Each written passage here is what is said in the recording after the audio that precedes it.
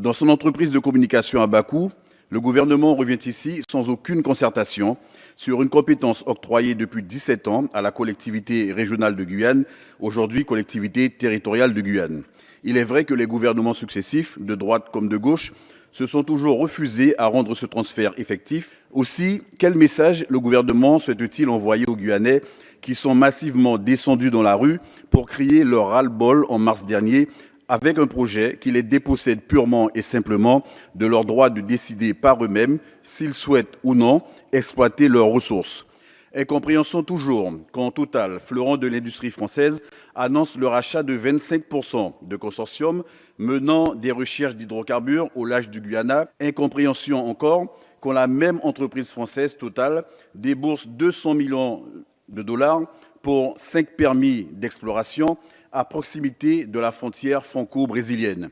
Irrémédiablement, les Guyanais vont donc souffrir des externalités négatives de l'exploitation des hydrocarbures par des Français chez leurs voisins, sans jamais en voir la couleur des retombées économiques pour leur territoire. Ma priorité, c'est de penser notamment dans cette région du monde à celles et ceux, et heureusement la Guyane y a échappé il y a encore quelque temps, mais qui ont été livrés en pâture au déséquilibre de la nature.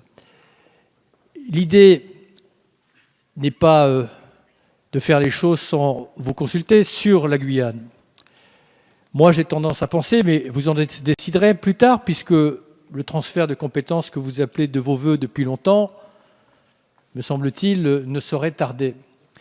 Mais je préférerais pour la Guyane, mais vous en déciderez, que vous tourniez vers les filières d'avenir plutôt que vers les filières du passé. N'y voyez en tout cas de ma part aucun mépris.